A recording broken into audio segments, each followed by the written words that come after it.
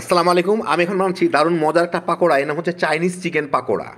যদিও চাইনিজ এটা খাই কিনা আমার সন্দেহ আছে, এতে চাইনিজ মশলা ব্যবহার করা হয়, সেই জন্যই বোধহয় এটা তাই নাম। খাইতে কিন্তু দারুণ মজা, অনেকটা চিকেন ফ্রাইয়ের মতো। তৈরি করা খুবই সহজ, তো আসেন দেখি শুরু করা যাক। আমি এখানে 1 কাপ বেসন নিছি, আধা কাপের থেকে একটু বেশি নিছি চালের গুঁড়া। এর সাথে স্বাদ মতো লবণ দিব, স্বাদ মতো ক্রাস্ট পেপার মানে শুকনা মরিচ ভাঙা, 1 চা চামচের মতো খাবার সোডা। ভালো মতো একটু মিশাই নিই। এখন আমি এর মধ্যে পছন্দ মতো সবজি দিচ্ছি। আমি দিচ্ছি এখানে 2টা মাঝারি সাইজের আলু, এরকম গ্রেট করা, এগুলা ধরেন 1 কাপের মতো হবে করলে। এখানে কিছু গাজর এরকম গ্রেট করা একটু মোটা মোটা করে, একটা পেঁয়াজ পাতা, অর্ধেকটা ক্যাপসিকাম, একটু মানে যতখানি গাজর ততখানি পেঁয়াজ একটু মোটা করে কাটা, একটু পাতাকপি কাটা। সবগুলো আমি একই ধরনের কাটার চেষ্টা করছি আর কি, একটু লম্বা লম্বা করে।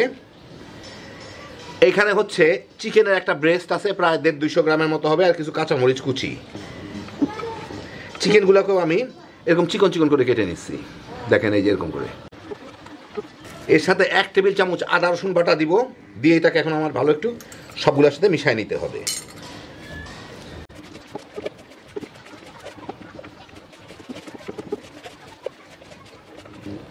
বেসন আর ময়দাগুলো বোধহয় ভালো মতোই মিশে গেল। এখন এর মধ্যে আমি দিব 2 টেবিল চামচ সয়া সস। সয়া সসে কিন্তু লবণ আছে, সেজন্য প্রথম দিকে লবণটা একটু বুঝে দিতে হবে। 2 টেবিল চামচের মতো হট সস বা চিলি সস যেটাই থাকে।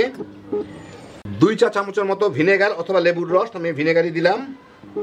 এখন সামান্য একটু পানি দিয়ে এটাকে মাখা মাখা করতে হবে, সামান্য একটু পানি দিতে হবে, কারণ হচ্ছে সবজিগুলো কিন্তু পরে আরও পানি ছাড়বে। একটু শুকনা শুকনা টাইপের মাখা মাখা ভাবে মাখাইতে হবে এটাকে আর কি। অলরেডি কিন্তু সবজিগুলো নরম হওয়া শুরু করে দিছে, লবণ পাইলে সবজিগুলো এমনি নরম হয়ে যাবে। যাই হোক, একটু শুকনো শুকনোভাবে একটু মাখা মাখা হয়ে আমার মিলানো হয়ে গেল। দেখেন এরকম একটু শুকনো শুকনো টাইপের মাখা হইলো। এখন আমি এটাকে ঢেকে রেখে দেবো 10 মিনিটের মতো, ততক্ষণ আমি তেল গরম করি, তারপর এটাকে আমার ফাইনাল একবার মেখে নিতে হবে। 10 মিনিট পরে একটু মেখে দেখি কি অবস্থা। একটু একটু পানি ছাড়ে, বেশ ভালোই পানি ছাড়ে কিন্তু। আমি আর সামান্য একটু পানি দিব এর মধ্যে, যদিও শুকনা শুকনাভাবে একটু ভালোই আছে, তারপরে হালকা একটু পানি দিব। এই 2 টেবিল চামচের মতো পানি দিলাম, দিয়ে এটাকে একটু ভালো মতো মেখে নিই।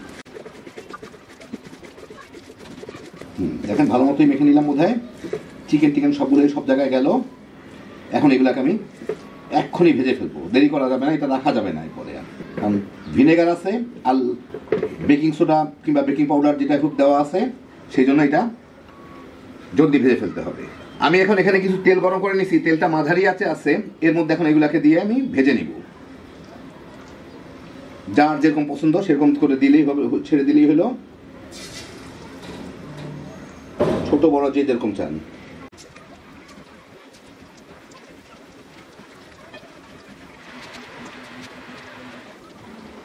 বেশ করে দিলাম, হোক। 3-4 মিনিট পরে কিন্তু এটা মোটামুটি ভেসে উঠে, কিন্তু খুব বেশি নাড়াচাড়া করা যাবে না, কারণ এটার মধ্যে চিকেন আছে। এটা ভালো মতো মাঝারি আছেই সুন্দর করে বাদামি করে ভাজতে হবে। দেখেন উপরে ভেসে উঠছে, হালকা করে নাড়াচাড়া করে সুন্দরভাবে বাদামি হওয়া পর্যন্ত আমি ভেজে নিব উল্টায় পাল্টায়। আর যদি লেগে যায় হালকা করে ছাড়া দিলেই হয়ে গেল। সবগুলোই ভেসে উঠছে, এখন এই মাঝারি আছেই আমি এটাকে সুন্দরভাবে ভাজবো, যাতে সবজি চিকেন সবগুলোই ভালো মতো সিদ্ধ হয়ে যায় এবং মচমচে হয়। প্রায় 6-7 মিনিট ভেজে উল্টায় পাল্টা দিছিলাম, মানে ঘুরে ঘুরে দিছিলাম। এখন ঘুরানো যায়, প্রথম দিকে কিন্তু নাড়ানাড়ি করলে খুলে যেতে পারে, কারণ এর মধ্যে বন্ডিং এর জিনিস খুব কম দেওয়া হয়েছে। আমি এগুলোকে এখন উঠায় ফেলবো। দেখেন উপর দিকটা বেশ ভালোই মচমচা হয়ে গেছে, আমি আপনাদের দেখাচ্ছি। এটা আমি একটা টিস্যুর উপরে উঠাই নিই, কিন্তু খুব বেশি জালে ভাজা যাবে না, একদম মাঝারি আছে ভাজতে হবে, যাতে ভিতর পর্যন্ত হয়। যেহেতু এর মধ্যে চিকেন আছে, চিকেনটা ভালো মতো সিদ্ধ হইতে হবে। এই ফাঁকে আমি কয়েকটা ছেড়েও দিই আর কি। একটু ঠান্ডা হওয়ার পর দেখেন আপনাদের দেখাই কেমন মচমচা হয়েছে, শব্দ শুনেই বুঝতে পারতেছেন। বাইরের দিকটা অনেক মচমচে হয় এগুলা। তো এই দেখেন হয়ে গেল আমার দারুণ মজার Chinese pakora, Chinese chicken pakora, Chinese মশলা দিয়ে তৈরি করা। দেখলেন খুবই সহজ, শীতের সবজি দিয়ে ঝটপট বানায় ফেলতে পারবেন, পোলাপান নিয়ে তামা করে খেয়ে ফেলাইতে পারবেন। খাইতে যেটা কি মজা একবার বানালেই বুঝবেন। ঝটপট তৈরি হ্যাপি জোশের একটা আইটেম। আপনাদের এখন একটি ভিতর দিকটা আমি দেখাচ্ছি। এই যে দেখেন ভিতর দিকটা। আল্লাহ আপনাদের সবাইকে ভালো রাখুন, সুস্থ রাখুন, নিরাপদে রাখুন। ইনশাল্লাহ বেঁচে থাকলে আবার দেখা হবে। ফি আমানিল্লাহ।